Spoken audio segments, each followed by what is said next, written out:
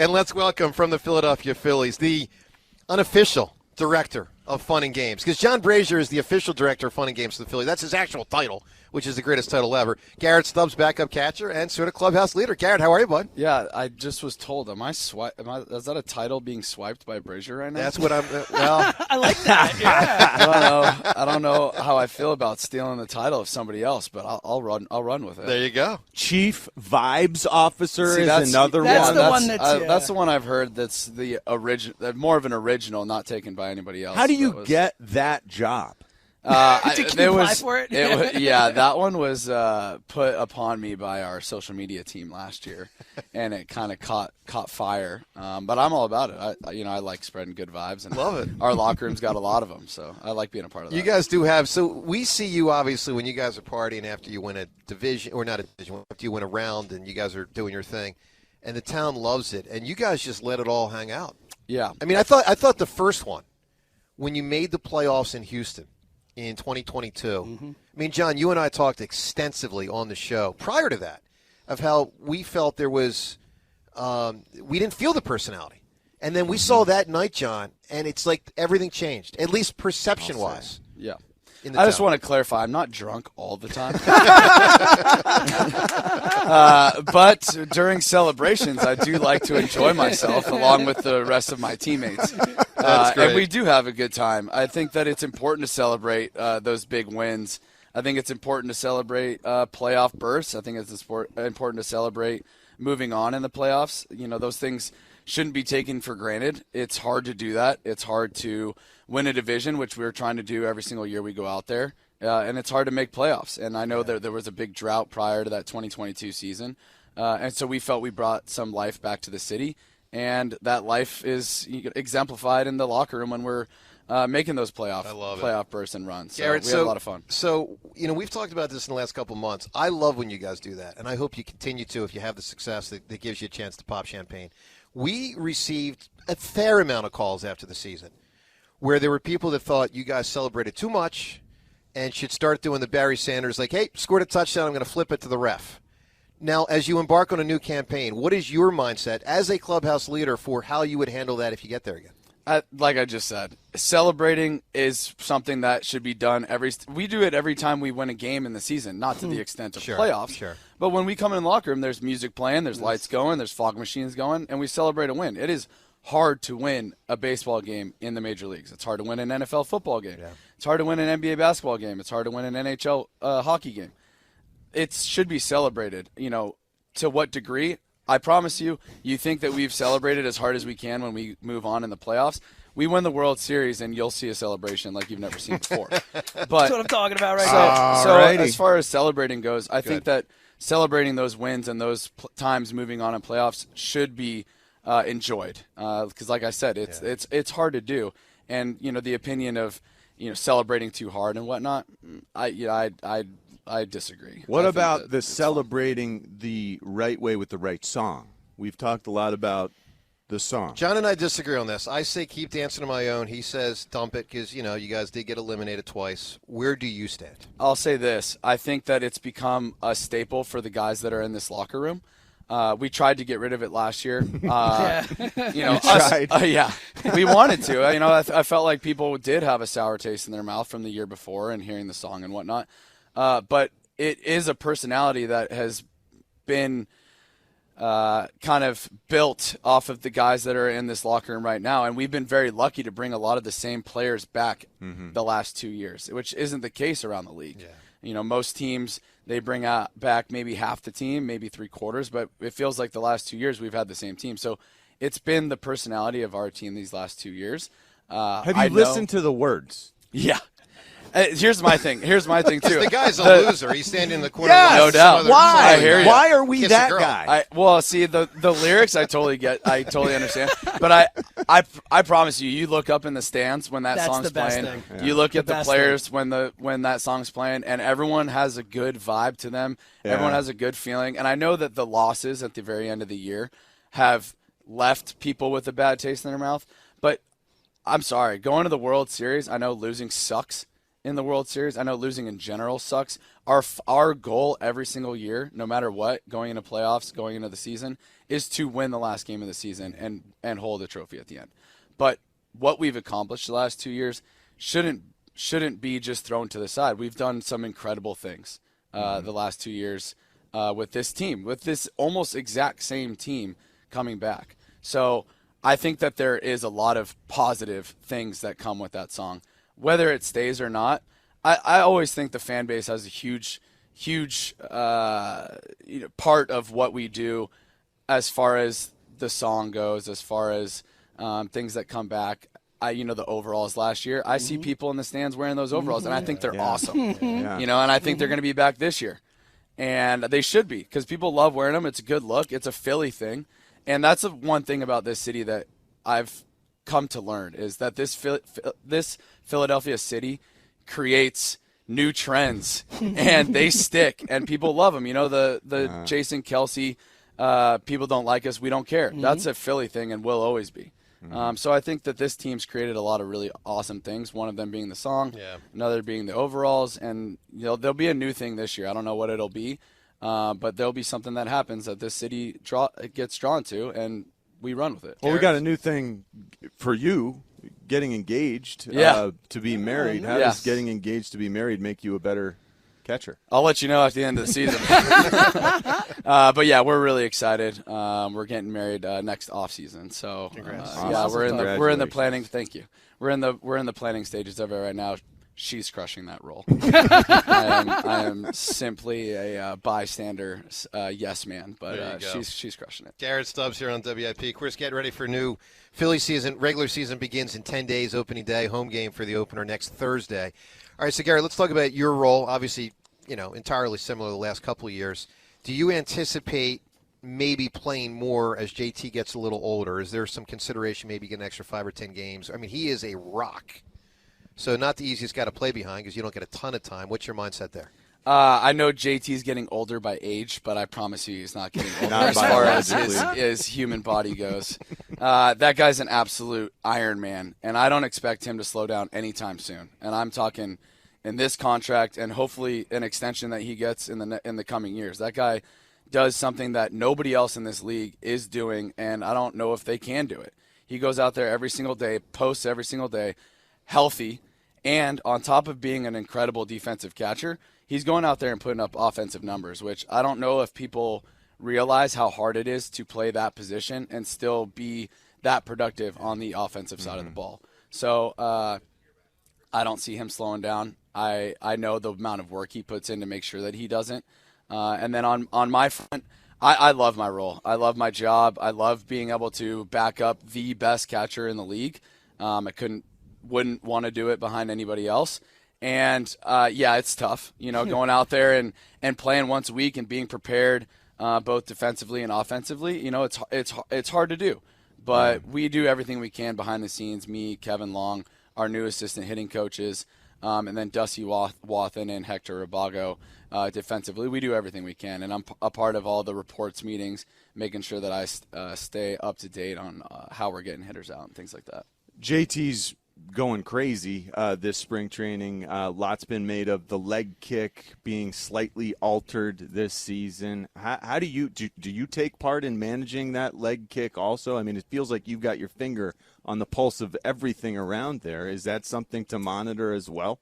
That swing stuff, him and Kevin are definitely one-on-one, making sure that they're dialing You're things not the in. hitting coach. Yeah, good point. But watching him evolve at this stage in his career after already having success, I mean, kids should look at that, right? I mean, they should see that somebody with that much success is still making adjustments. Yeah. And, we talk like Zach Wheeler, adding new pitches. Aaron Nola adding new pitches or maybe making other pitches better. Everyone knows he's got a great curveball. Adding other pitches to make sure he's better. So watching JT do that, people should just take notes and realize that no matter how good you are, there's always room to get better. Sure. And JT is just another guy that is making sure that no matter what the year is or what he's had success with in the past, he's making sure that he's going to be even better this year. What are you working on to be even better this year? We talked about not being able to play as much. So obviously offensively, it makes it much harder. A million times harder. Going out there and watching 95 go by looks like a billion when you don't see it every day. Does it right? really? So it really makes that big a difference not being in that group. I mean, we've heard that, so that's real. Yeah, I mean, that's why guys go on rehab assignments, right? You see guys that don't play for a week, and they go do a 2-game rehab assignment just to see. Wow. But that's my everyday. So this year I went to a no-stride approach. Foot's not coming off the ground because hitting with your foot in the air, not a good idea. Cannot hit a baseball with your foot in the air.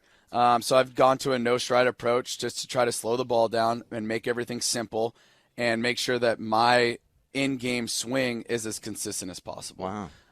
So are that's things headed in that direction? The no stride thing. We've seen other guys on the team with success there. Yeah. I mean, is that the direction MLB is going? I think simplifying is so fast. Man. Those pitches come in so fast. No doubt. I think Dave simplifying Ruth used to move toward the ball a little he bit. did. Which He I had a little still don't. hop Yeah, thing, he would move both feet forward and then hit a home run. I don't understand how he did it. Yeah, the But ball had a little hump in it. Exactly. I think when, exactly. It was a pitch slower coming pitch. in. 89 miles an hour. Yeah, I don't want to talk about a guy that can't defend himself right now, but the guys are just throwing way harder. You know, the old starter with 89, 91 doesn't exist. I mean, it maybe like a couple guys, but everyone out of the starting role right now is 93 minimum. Yeah. And then you go to the bullpen, it used to be 96, 98, and now it feels like most guys are 100. Yeah. And if they're not 100 and they're 95, they're a Matt Strom who's got a little something funky about his delivery or some sort of deception. So I think the simplicity of hitting, trying to make everything simple, is a result of the pitchers just throwing a billion now. Sure.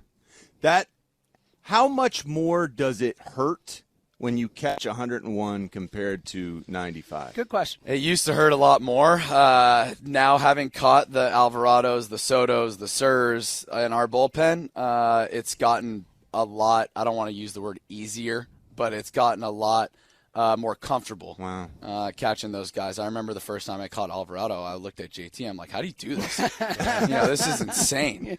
And it's not just 100 going straight. It's 100 with sink. I mean, I watch umpires, not to their own fault, botch up sinkers that look like they're going to be above the zone.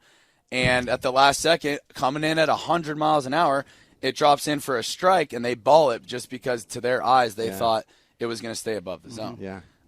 So that, me and JT get knocked a lot of times for our receiving numbers because of, not getting strikes. But having 100 come in with sink like that, even when we catch it well, I'll look back at the umpire, and after the fact, he'll be like, I missed that one.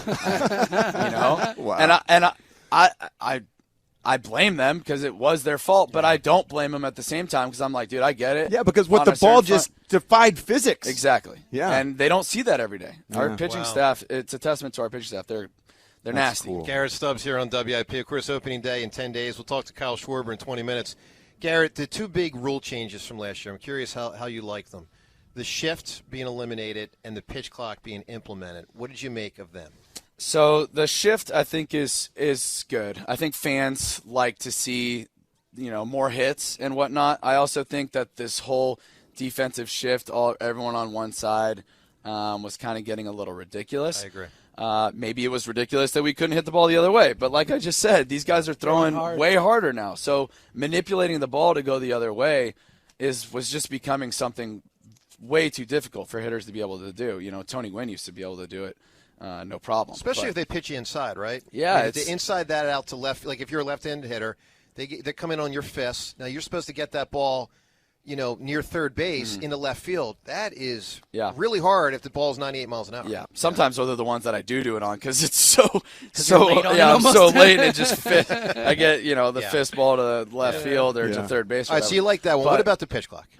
So the pitch clock for me, I think fans have enjoyed the speed of the game. And I think that is a better product. I think we've had to make a lot of adjustments in the last year with the pitch clock. You are getting a different product from players. players used to have their own routines and make sure that they were locked in for whatever at bat. It's hard, especially for catchers too. We're thinking about the next pitch, 2 pitches, 3 pitches down the road to try to get a hitter out. But now you're eliminating the amount of thought that goes into each pitch. So JT and I have had, and other catchers around the league have had to make those adjustments. Yeah. I think this 18 seconds one was a tough one for us.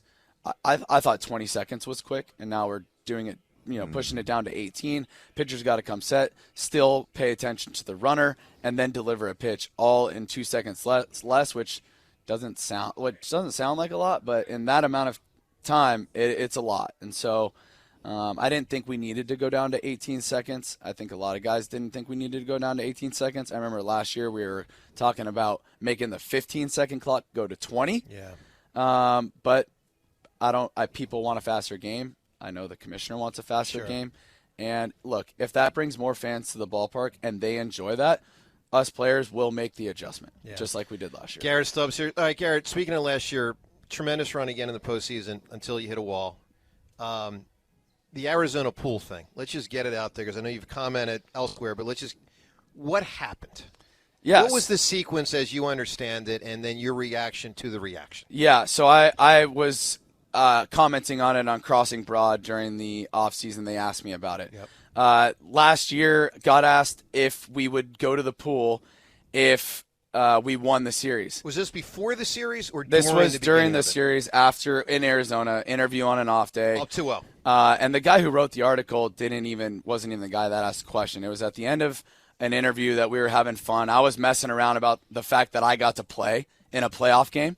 I was having fun with that because I thought, one, it was pretty cool on a personal note to get to play in a playoff game, and then made the joke about whether I would get an at-bat if we scored 20 runs. So we were having fun, and they started bringing up memes that were going around online about people making jokes about me jumping in the pool winning in Arizona. And somebody asked me, would you jump in the pool if you guys win in Arizona? And I said, yes, if we win in Arizona, we'll beeline it for the pool. And that was the comment that I made. And the person that wrote the article decided to spin that comment. I shouldn't use the word spin. He wanted to use that comment, that publication wanted to use that comment to paint me in a bad light, which sucks. That sucks, And you can use anything anybody says and make it positive or make it negative. I got approached by reporters after that weren't a part of that article, apologizing to me for what had happened. Wow. On behalf of sort of the media saying, we don't think this guy handled it right. Correct. That's fascinating. That is fascinating. And it, did their apologies help my feelings? No. But I respect them for coming up to me and saying that. It did make me feel a little better, but at the time, I didn't give a crap about my feelings.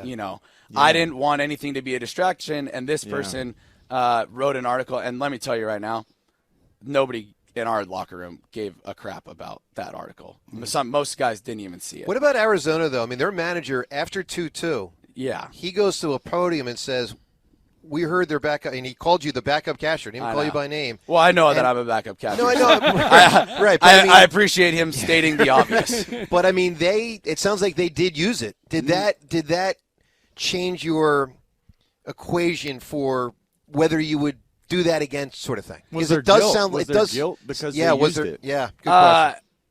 I wouldn't retract what I said. I answered a question. I mean, would I have liked that article not to be written? Yeah. But they asked me a question, would you jump in the pool? Could I have answered it? Well, I guess we'll have to see. Sure, I could have answered it like that. But I'm also a person that likes to have fun and mess around. And I, in that moment, answered a question saying, if we win, then we'll jump in the pool. Don't think that there's anything wrong with saying that. Yeah. And Lovelo coming out into the post-game interview and trying to act like that was some sort of motivation for their team. If you need motivation outside of winning a playoff game to go to the World Series, then you're in the wrong game, man. If you need outside sources to give yourself motivation, you better look in the mirror and find something a lot better than a comment to motivate you to win a playoff game. So, in my opinion, kind of a soft thing to try to come out into the media and say. And he ended up coming the next day after we won Game 5 in Arizona and saying, I said some comments about the pool thing yesterday, and I just want to say I didn't mean to stir anything up in the media. So it sounded like he regretted what he said in the moment, and he probably, it sounds like he did. So, it was I didn't like the moment. I didn't like that happened. It was a crappy thing that happened. Yeah. Did it affect us? No. Did they use it as motivation? I'm sorry. I know those players over there. I've played against them in the minor leagues. I played against them in the big leagues, and I'm friends with some of them. They didn't give one crap about me saying anything about the pool and answering a question about celebrating. So. Garrett Stubbs here. All right, Garrett, you walked in right when you did. We were in the midst of a Rocky conversation. Now, you like to have some fun, so let's go in this direction. Have you seen the first 5 Rocky movies? I'm sure that I have. I've seen definitely most of them. 1 versus Apollo, 2 versus Apollo, 3 Clubber Lang, 4 Drago, and 5 Rocky's back to being a bum in the neighborhood. Yeah, if you're going to give me trivia questions about no, not trivia. All right, here's Rocky the deal. right now. No, not trivia. All right, here's the deal. So I saw an interview with Stallone over the weekend, and this is from a couple years ago. I want to get all 3 of your opinion here. Stallone obviously ranked Rocky 1 as the and this is from years ago, this interview. He ranked Rocky 1 as a 10 out of 10, rightfully so, 1 best picture, the whole thing. All right, which of the other 4 do you think Stallone? Now, John, I'm going you first. Stallone gave the highest grade to which of the other 4 movies? 2, 3, 4, or 5? Stallone. Which did he like the most? He gave one of them a 9 out of 10. Which one? 4. Okay, James, what do you say? I was going to say 4, too. Okay, Garrett, what do you say? I don't know which one it is, but the one with the Russian dude. That's 4. Ivan Drago. Yes, Ivan Drago. Yes. And then it's he not goes that. And, you guys are all wrong. Wow. He gives Rocky 3. That's what I always say is the best. There we go. Which I think is ridiculous. So Favorite. He gives Rocky 3 a 9 out of 10. He gives 2 and 4 a 7.5 out of 10. Wow, hard on himself. And then on Rocky 5, 0. Wow, he's right. Stallone gave himself a 0 for Rocky 5. Good respect an honest man. Yeah. Self-awareness. That's right. Yeah. Need it. All right, Garrett, final thing here. So the season starts in 10 days. What is your mindset for this season? You individually, you as team member, one of the team leaders, what's the mindset? Win a championship. That's our mindset every single time we go into a season. 2022 was my first year here, and even though that was the mindset, I don't know if the belief was there because of the drought that had been going on. Sure. And obviously we went out and went to the World Series that year. Came back in 2023 with that same mindset, but a lot more belief in what we were capable of doing. Now going into what's now my 3rd season and our 2 seasons prior going to the playoffs, it seems like the belief is solidified. Everyone believes in what we can do. Now it's about going out there, trying to take a division in the regular season, and then going out in playoffs and having the experience that we have and going and using that experience, because experience is very important going into the playoffs, and using that experience to go into a World Series and finally take that trophy and see a celebration like you've never seen before. Garrett, congrats on what you've accomplished, and good luck to you this year. I appreciate you guys. Thanks we for having me on. appreciate it a lot.